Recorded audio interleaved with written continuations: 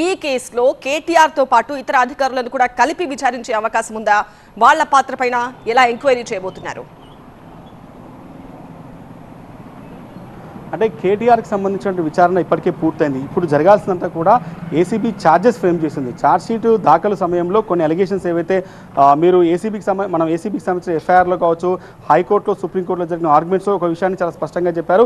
ఈ కేసులో 55 కోట్ల రూపాయలు హెచ్ఎండిఏ ద్వారా ఇలా 10 కోట్లు ఏదైతే ఆర్బీఐకి పెనాల్టీ కట్టాల్సి వచ్చింది. అంటే ఏదైతే ఇండియన్ కరెన్సీ రూపంలో కాకుండా విదేశీ కరెన్సీ రూపంలో పంపినందుకు మొత్తం 65 కోట్ల రూపాయల నష్టం ప్రాథమికంగా ఎఫ్ఈఓ ద్వారా జరిగింది. సో ఈ 65 కోట్ల రూపాయల ప్రభుత్వ ఖజానాకి నష్టం వెనకాల మాజీ మంత్రి కేటీఆర్, ఐఏఎస్ అరవింద్ కుమార్తో పాటుగా బిఎల్ఎన్ రెడ్డి, హెచ్ఎండిఏలో అప్పుడు పనిచేసినటువంటి బిఎల్ఎన్ రెడ్డి పాత్ర ఉందనేది ఏసీబీ విచారణలో తెలిసింది. 4 సార్లు విచారణకు వెళ్ళిన సందర్భంలో కూడా మీడియాతో చాలాసార్లు కేటీఆర్ మాట్లాడుతూ కూడా అడిగిన ప్రశ్నలే పదే అడిగారని చెప్పారు. కానీ ఏసీబీ మాత్రం తమ ఎఫ్ఐఆర్లో కావచ్చు, తాము కోర్టుకు సబ్మిట్ చేసినటువంటి అనేక డాక్యుమెంట్లో కూడా తమ దగ్గర సఫిషియంట్ ఎవిడెన్స్ ఉంది, అనేక ఎలక్ట్రానిక్ ఎవిడెన్స్ లభించాయి, మెయిల్స్ లభించాయి.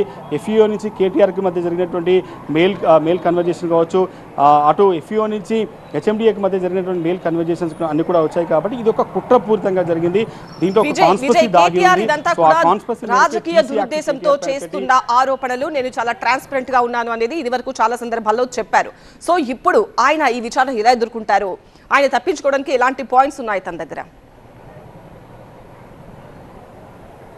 మొదటి నుంచి ఇది కూడా ఒక పొలిటికల్ కేసు. ఇది పొలిటికల్ వెండటల భాగంగానే తనపైన కేసు పెట్టారు, తను ఎదుర్కోలేకనే ఈ కేసు పెట్టారన్నది చాలా సందర్భాల్లో కూడా కేటీఆర్ వ్యాఖ్యానించారు. ఆయన పదే చెప్పిన మాట ఇది ఒక లొటపీస్ కేసు అంటూ ఆయన వ్యాఖ్యానించారు. కానీ ఏసీబీ చెప్తుంది ఇది లొటపీస్ కేసు కాదు, ఖచ్చితంగా దీనిలో కంటెంట్ ఉంది. దానికోసమే మేము రాష్ట్ర గవర్నర్కి లేఖ రాసాం, గవర్నర్ నుంచి ప్రాసిక్యూషన్ అనుమతి రాగానే తాము ఈ కేసులో ఛార్జ్షీట్ దాఖలు చేస్తామనే విషయం చెప్పారు. అయితే పొలిటికల్గా ఇన్నాళ్ళు విమర్శలు అటు కేటీఆర్ మాట్లాడడం కావచ్చు, దానికి కౌంటర్గా ముఖ్యమంత్రి మాట్లాడడం కావచ్చు, చాలా సందర్భాల్లో కూడా రాష్ట్ర ముఖ్యమంత్రి కూడా చెప్పారు, మేము గవర్నర్కి లేఖ రాసినా కూడా దాదాపు 70 రోజులు అవుతున్న పర్మిషన్ ఇంకా ఇవ్వలేదు, బీజేపీ బీఆర్ఎస్ ఒకటే అనే విధంగా ఆయన చాలాసార్లు కామెంట్ చేసే ఈ కేసును ఉద్దేశిస్తున్నారు. ఎందుకంటే కేటీఆర్ పైన చర్యలు తీసుకునేందుకు తాము సిద్ధంగా ఉన్నా కూడా గవర్నర్ పర్మిషన్ ఇవ్వలేదు అని చెప్పి చాలా సందర్భాల్లో ఆయన మాట్లాడారు. జూబ్లీ సెలక్షన్ సమయంలో కూడా చాలా ప్రెస్ మీట్లో కూడా ఈ విషయాన్ని ఆయన మెన్షన్ చేశారు. కానీ ఇప్పుడు గవర్నర్ అనుమతి వచ్చింది. 70 రోజుల తర్వాత ప్రాసిక్యూషన్కి రాష్ట్ర గవర్నర్ అనుమతి ఇచ్చారు కాబట్టి సో గవర్నర్ అనుమతి ఇచ్చిన తర్వాత జరగబోయే పరిణామాలు అత్యంత కీలకంగా మారున్నాయి. ఇప్పటివరకు ఏసీబీ ఒక ఏజెన్సీగా ఆ కేసు ఏసీబీ దగ్గర ఉంది. కానీ ఇప్పుడు ఒకసారి గవర్నర్ పర్మిషన్ ఇవ్వగానే ఛార్జ్షీట్ దాఖలు చేయగానే ఆ కేసు కోర్టుకు వెళ్తుంది, కోర్టులో లీగలైజ్ అవుతుంది. కాబట్టి సో అక్కడి నుంచి కోర్టు పరిధిలోనే ఈ కేసు అంతా నడుస్తుంది. ఎవరు మాట్లాడకుండా బయట పొలిటికల్ విమర్శలు చేయడానికి స్పేస్ ఉంటుంది తప్ప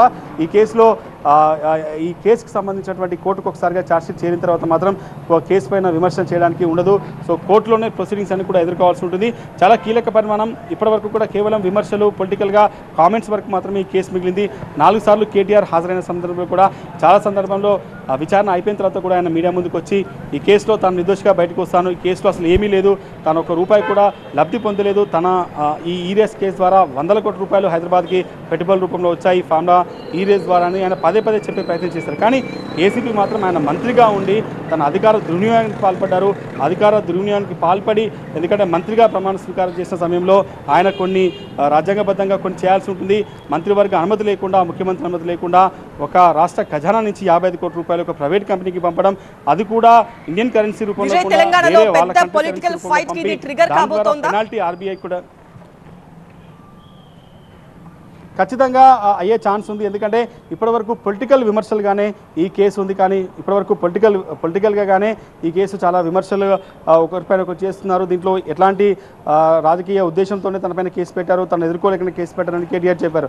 తప్పు చేశారు కాబట్టి కేసు పెట్టారన్నది ముఖ్యమంత్రి చాలాసార్లు కూడా చెప్పే ప్రయత్నం చేశారు. ఇదంతా ఓవరాల్గా ఉంటే ఇప్పుడు ఈ కేసులో గవర్నర్ అనుమతి ఇవ్వడం 70 రోజుల పాటు ఇదే జరిగింది. చాలా సందర్భాల్లో ఈ కేసులో గవర్నర్ విచారణ ఎందుకు ఇవ్వడం లేదు, ఇద్దరు కూడా బీజేపీ బీఆర్ఎస్ ఒకటే అంటూ చాలా విమర్శలు కూడా ముఖ్యమంత్రి చేశారు. ఈ కేసులో ఏం లేదు, కేసును ఎదుర్కొంటారని కూడా కేటీఆర్ చెప్పారు. కానీ ఒకసారి పర్మిషన్ వచ్చిన తర్వాత ప్రాసిక్యూషన్ అనుమతి వచ్చింది కాబట్టి so ACB next step charge sheet దాఖలు చేయడం. ఛార్జ్షీట్ దాఖలు చేసిన తర్వాత కోర్టులో ఇచ్చే ప్రొసీడింగ్స్, కోర్టు ఇచ్చే ఆదేశాలను ఏసీబీ పాటిస్తుంది కాబట్టి సో ఈ కేసులో కేటీఆర్ పాత్రను ప్రూవ్ చేయడం కోసం, ఆయనని గిల్టీగా ప్రూవ్ చేయడం కోసం ఏసీబీ సఫిషియెంట్ ఎవిడెన్స్ ఉందని చెప్తుంది. చూడాలి ఏం ఎవిడెన్స్ ఏసీబీ దగ్గర ఉంది.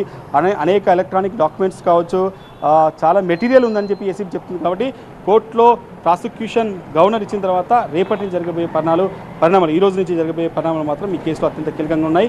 మాజీ మంత్రి కేటీఆర్ నిర్దోషిగా బయటికి వస్తారా లేదన్నది కూడా చూడాల్సి ఉంది. రైట్ విజయ్.